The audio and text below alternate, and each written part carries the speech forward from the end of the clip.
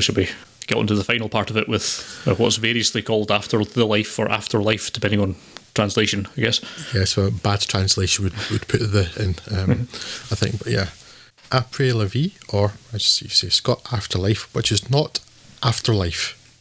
Afterlife, not afterlife, as in heaven. Focuses primarily on the relationship between Gilbert Melchi's Pascal and his wife Agnès, Dominique Blanc. If you follow the DVD or cinematic order, then you'll come to Après la vie last, and therefore it necessarily suffers most from feeling like it's retreading familiar ground. However, as well as filling in details of Pascal and Agnès' relationship and their interactions with other characters, it contains new information that clears up mysteries from Cavale in particular, such as the mysterious pale blue Alfa Romeo. It also contains a crucial piece of information that, watched in this order, reveals the truth and undermines another character's actions, or viewed before Cavale, creates dramatic irony. The most crucial role of Afterlife is in filling out the character of Pascal.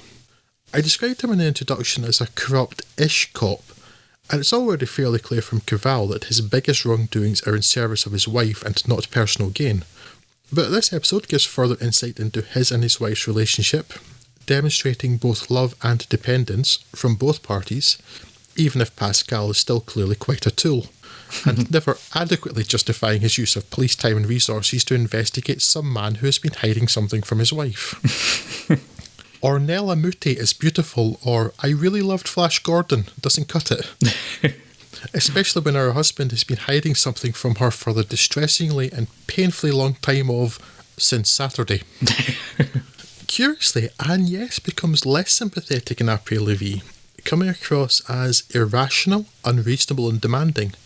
But Dominique Blanc's slightly dead-eyed, low-energy portrayal of her character across the two films makes sense, as here she sells the fear and distress that her addiction and the loss of the dependable nature of both her supply and her husband cause her. Of course, if you're the same kind of jackass that the Doctor is in this film, let all the junkies die, then you're not going to appreciate that. But while it's entirely reasonable to judge someone for starting to take drugs, there are crocodiles, as Linda Day observed on the episode of Press Gang on this theme.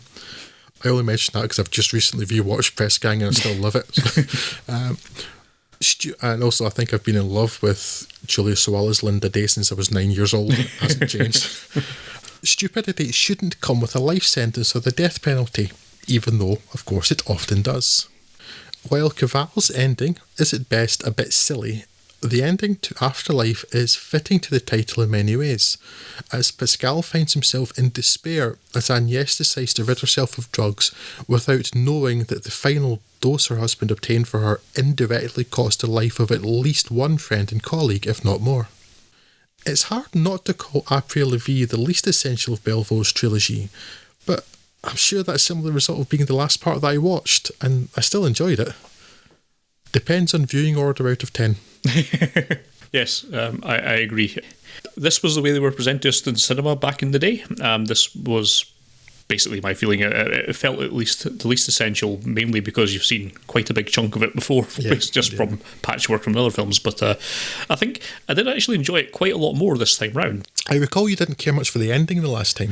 Yeah, I still don't, but I was a bit more sold on it this time round, I think, mainly because, as you mentioned, you do get a bit more of a look into Agnes's character, which when I viewed them, like within the day of each other, the contrast is a bit more stark. Is the kind of dead-eyed, detached performances in the other two, where she shows up, and the more emotional and impactful performance you get in this film, which was, I think, perhaps a little bit lost when they were shown. I think they were a couple of weeks apart off the top of my head. A couple of weeks, I think. Yeah. I think it was a bit further apart in France, I think, actually. I think, but here it was within a couple of weeks. But even then, that's still enough time to lose a wee bit of the feeling. Yeah, take away a bit of the nuance of it as well. And I think that also helped with getting a bit more of a look into Gilbert Melchi's character, where you can get a bit more of the reasons behind him coming across as a complete douche canoe in the first couple of films, and you get more of a feeling for that. It kind of retroactively makes other films a little bit more satisfying. As I was saying, I think just kind of as a kind of wrap up of the trilogy as an experiment, I think there's a really solid case for simply making An Amazing Couple its own film, shorn of this and combining most of the elements of On the Run and Afterlife into one film, because On the Run in particular has a lot of filler. You spend a lot of time in On the Run watching people driving in a car, which you really do not need to, and it's like a 2.5 hour film. It's long. I it was quite as long as that, but it's reasonably long. Yeah, and I think there's a solid case to be made that you could make something really quite special out of taking On the Run and Afterlife and combining them, because although they're supposedly different genres, like thriller and melodrama, I think in actuality they're not all that dissimilar from each other. I think the only real difference is the amount of action that happens in it, and if that's enough to call something a thriller rather than a melodrama, then I suppose, okay, fill your boots. But I think in terms of the characters it's portraying and the way they're portrayed, I think there's a lot more commonality between them, certainly between these two, than there is with An Amazing Couple, by a long chalk. Yeah, I would say there's not a huge difference in genre between Cavall and Après La Vie. And I guess it qualifies more as melodrama because it's more about the relationship between the emotion of it, yeah. But they do feel much more of a piece than Un Couple Éperdon does. And I think if you combine the emotion of this and the narrative and the pace of On the Run, I think there's a case to be made that you could have two, and again, this is speculation and hand-waving, but I think there's a really good chance you would have two really great films by a combination of the most important elements of these two and having An Amazing Couple being its own thing. So, two really great films rather than what we've got here, which is three pretty good ones. Now, I'm not going to complain about it too much because, hey, three pretty good films is three pretty good films. What's wrong with that? And of course, it could have gone horribly wrong. Who could say? But yeah, as an experiment, I guess I can kind of see why it's not been really repeated again, to my knowledge. It's clearly very difficult to pull off, and I think even when it's pulled off as well as it can, I don't think there's any way you could do this trilogy much better than Lucas has done. But I think the end results have been a little bit subpar with what you could have done with that amount of material.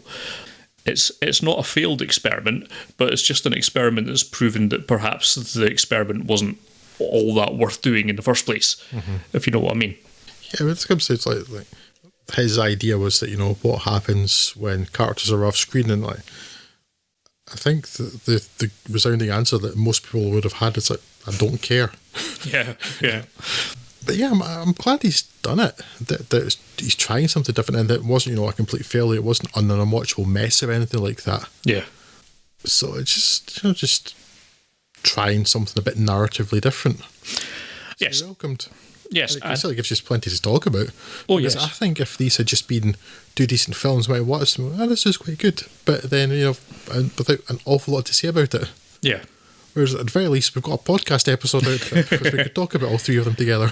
And I would say, at any rate, these films deserve far more than the relative obscurity that they've languished in, because they're definitely worth looking out for. I don't remember this ever coming up in any conversation.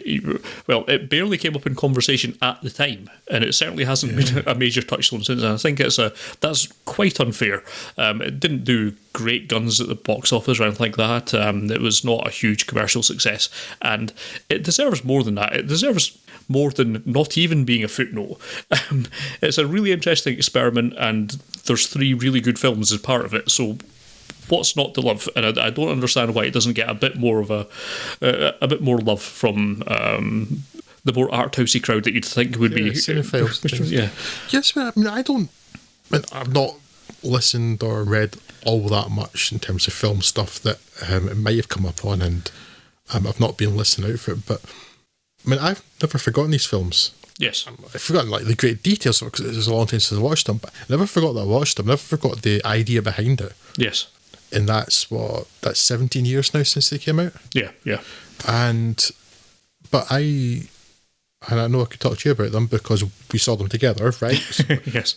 You're the only other person I know who's seen these. I've never heard anybody else talk about it, ever. Yeah. which is just weird, and it certainly deserves far more recognition than that, as you say, Scott.